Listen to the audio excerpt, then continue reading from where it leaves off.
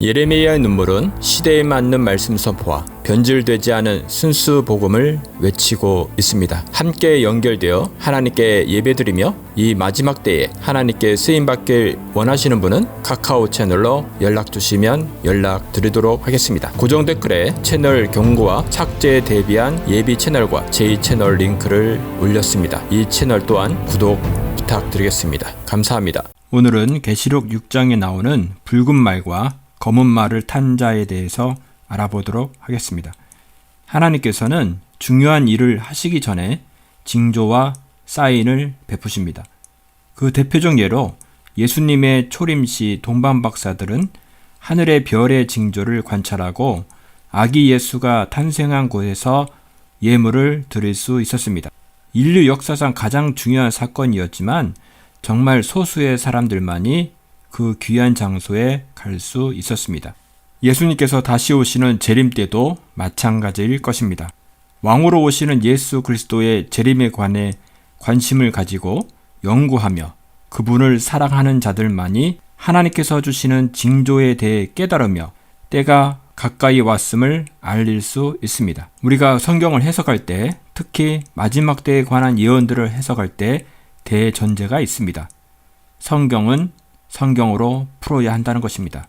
성경 말씀은 기록된 로고스 말씀과 그 말씀이 살아서 실제 우리 삶에 영향력을 끼치는 레마의 말씀이 있습니다. 이 두 가지 말씀을 부정해서는 안 되며 서로 보완적인 것이어야 합니다. 기록된 말씀을 무시하고 삶의 체험과 기적만을 중요시하면 100% 이단에 빠지며, 그와 반대로 삶의 체험과 성령의 역사를 무시하고 기록된 말씀만 중요시 여긴다면 능력이 없는 종교인인 바리새인처럼 될 수 있습니다. 이 성경이라는 것이 기록된 로고스의 말씀에서 끝나는 것이 아니라 빛이 프리즘을 통해 세상을 비출 때 무지개 색깔로 구분되어 우리가 구체적이고 실제적으로 느낄 수 있는 색으로 다가오는 것입니다. 현재의 어떤 국가나 세력 등으로 해석하는 것을 세대주의로 치부하며 생각조차 하지 않으려는 분들이 있습니다. 돈방박사들이 하늘 높이 떠 있는 별들이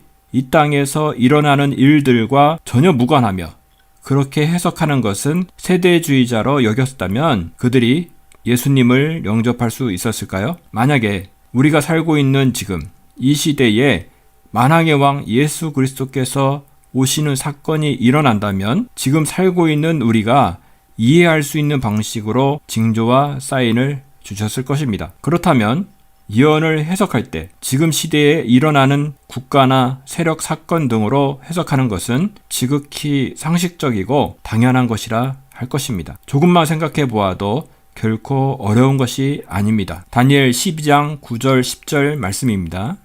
그가 이르되 다니엘아 갈지어다. 이 말은 마지막 때까지 간수하고 동함할 것임이니라. 많은 사람이 연단을 받아 스스로 정결하게 하며 희게 할 것이나 악한 사람은 악을 행하리니 악한 자는 아무것도 깨닫지 못하되 오직 지혜 있는 자는 깨달으리라. 악한 자는 아무것도 깨닫지 못하고 오직 지혜 있는 자는 깨닫는다고 말씀하셨습니다. 이러한 전제 위에 계시록 6장의 말씀을 보도록 하겠습니다.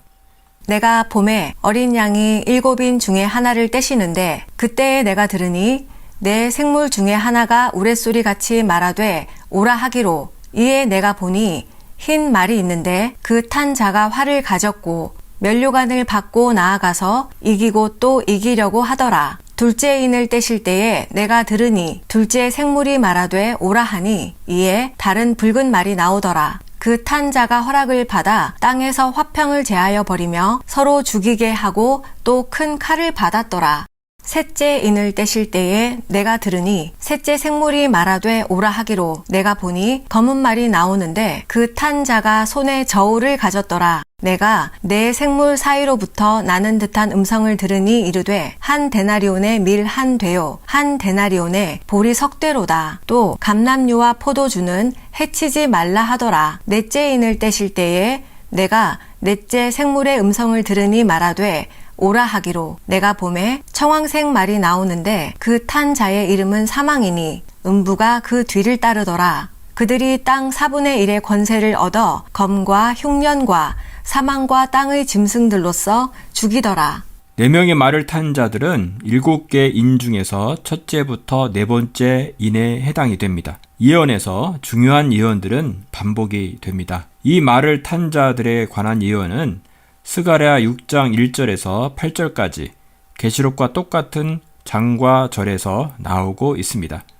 스가랴 6장 말씀입니다. 내가 또 눈을 들어본즉 내 병거가 두 산 사이에서 나오는데 그 산은 구리산이더라. 첫째 병거는 붉은 말들이, 둘째 병거는 검은 말들이, 셋째 병거는 흰 말들이, 넷째 병거는 어룽지고 건장한 말들이 메었는지라. 내가 내게 말하는 천사에게 물어 이르되 내 주여 이것들이 무엇이니까 하니 천사가 대답하여 이르되 이는 하늘의 내 바람인데 온 세상의 주 앞에 서 있다가 나가는 것이라 하더라. 검은 말은 북쪽 땅으로 나가고 흰 말은 그 뒤를 따르고 어룽진 말은 남쪽 땅으로 나가고 건장한 말은 나가서 땅에 두루 다니고자 하니 그가 이르되 너희는 여기서 나가서 땅에 두루 다니라 하매 곧 땅에 두루 다니더라. 그가 내게 외쳐 말하여 이르되 북쪽으로 나간 자들이 북쪽에서 내 영을 쉬게 하였느니라 하더라. 성경의 장절은 나중에 붙여진 것이니까 큰 의미를 둘 필요는 없지만 그래도 이것마저도 하나님의 간섭하심이 있었지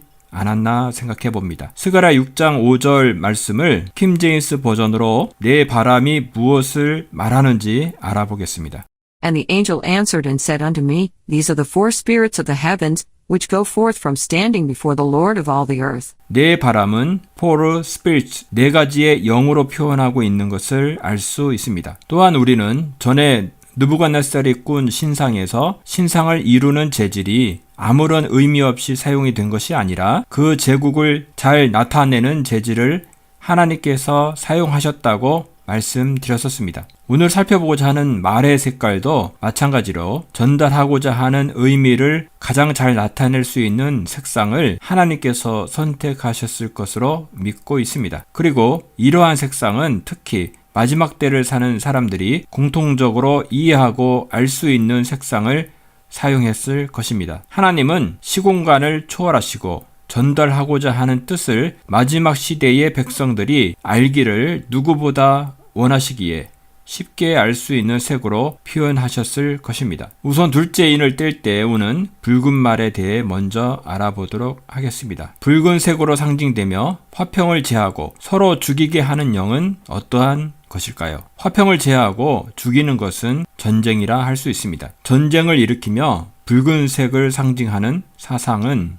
무엇입니까? 전 세계 역사를 돌아볼 때 그것은 공산주의 영이라 할 수 있습니다. 중국, 러시아, 북한, 루마니아 등 공산주의 국가들의 국기 색깔은 온통 붉은색입니다. 이것이 우연일까요? 이 공산주의가 내 바람, four spirit로 표현되는 것 중에 하나이며 사람들의 정신에 영향을 주는 스피리트인 것입니다. 처음 공산주의가 등장하여 10월 혁명으로 불리는 볼셰비키 혁명이 1917년 소련에서 일어났습니다. 그것은 중국으로 이어져 1949년 공산주의자들이 중국을 차지하고 그 뒤 한국과 베트남, 콩고에까지 이어졌습니다. 공산주의가 화평을 제하여 버렸나요? 그것은 제가 굳이 설명하지 않아도 북한 체제만 보아도 알 수가 있습니다. 6.25 전쟁으로 97만여 명이 죽었습니다. 또한 성경 말씀대로 서로 죽이게 하였습니까?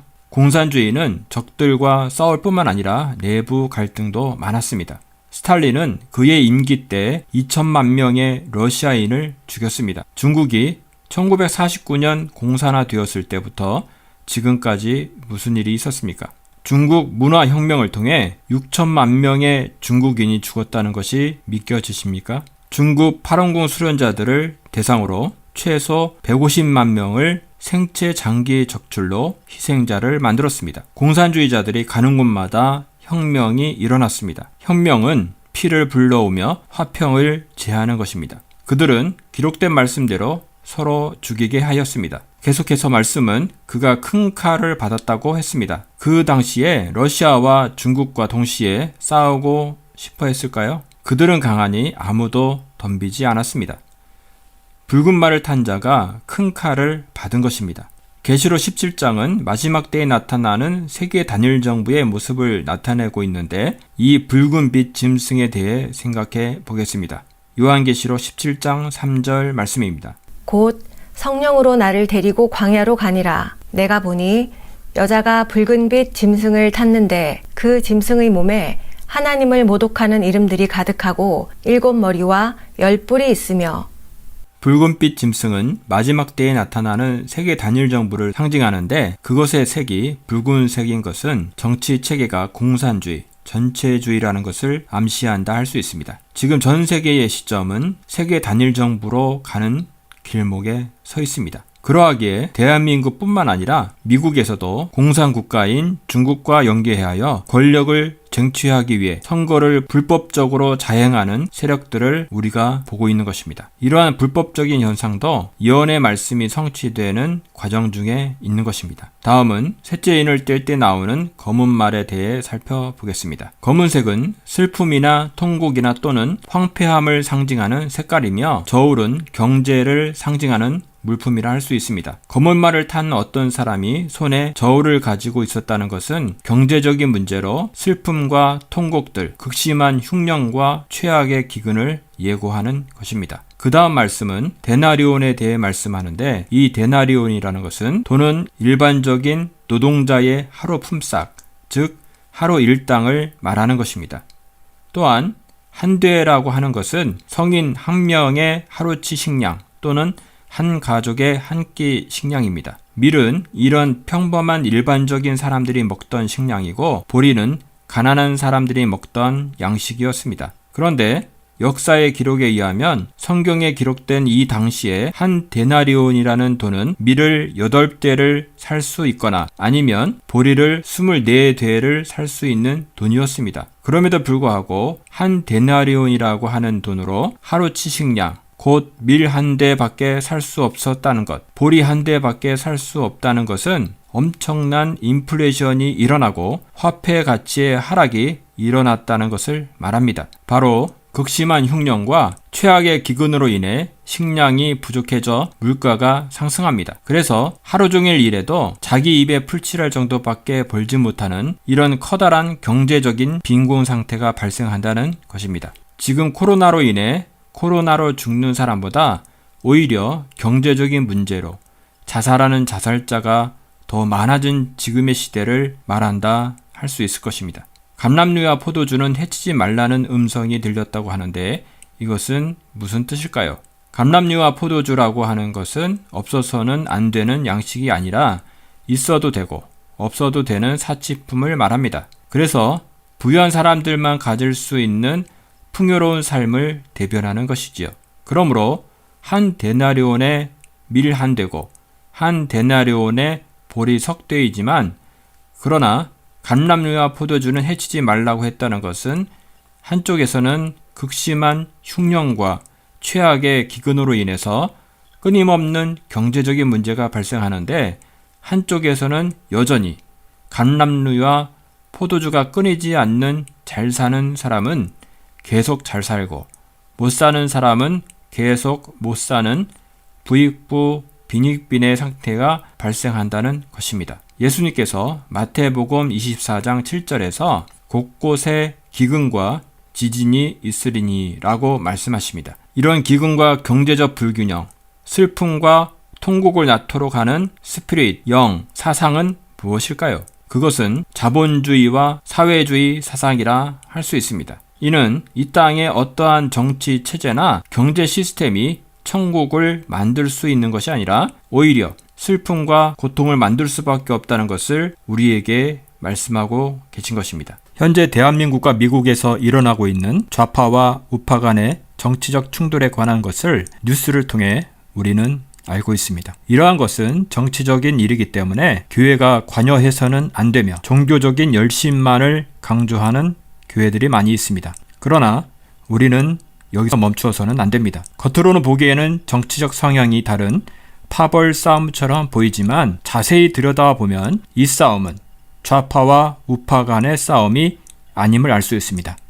이 싸움은 좌우간의 싸움이 아니며 교회를 죽이려 하는 통치자들과 권세들과 세상 주관자들과 악한 영들과의 싸움임을 잊어서는 안 될 것입니다. 교회를 죽이려는 세력이 정치 권세를 등에 업고 특히 공산주의와 사회주의 사상을 통해 하나님의 사람들을 통제하고 죽이려 하는 것입니다. 계시록에 인을 뗄 때 나타나는 붉은 말과 검은 말의 영은 우리가 사는 지금 이 시대에 나타나 영향력을 행사하고 있는 것입니다. 북한의 김정은과 문재인은 붉은 말과 검은 말을 타고 악한 영이 하고자 하는 일을 행하고 있는 것입니다. 이러한 영적인 눈이 없으면 당신의 직책이나 지위를 떠나 그들의 미혹하는 말에 아무런 저항 없이 따라한다면 영적 전능하라 해도 무망할 것입니다.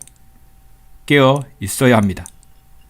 다음 시간에는 흰말과 청황색 말을 타고 오는 자에 대해서 알아보도록 하겠습니다. 예언서에서 말하는 이런 재앙들이 먼 일이 아니라 현재 우리가 겪고 있는 삶의 현장이라는 것입니다. 현재 우리는 계시록의 시대에 살고 있는 것입니다. 정말로 가까이 와 있음을 느끼게 됩니다. 함께 기도하기를 원합니다.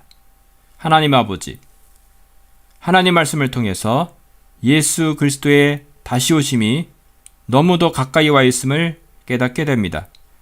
말씀으로 우리 각자를 비추어 우리가 현재 어디에 서 있으며 어디로 가야 하며 무엇을 해야 할 것인지를 깨닫기 원합니다. 이 땅에 썩어질 것을 구할 것이 아니라 영원한 나라, 하나님 나라를 구하는 지혜로운 자가 되길 원합니다. 우리에게 고난과 어려움이 있을지라도 예수 그리스도와 함께 하심으로 말미암아 외롭지 않게 하시고 넉넉히 통과할 수 있게 하시옵소서. 예수님의 이름으로 기도하였습니다. 아멘.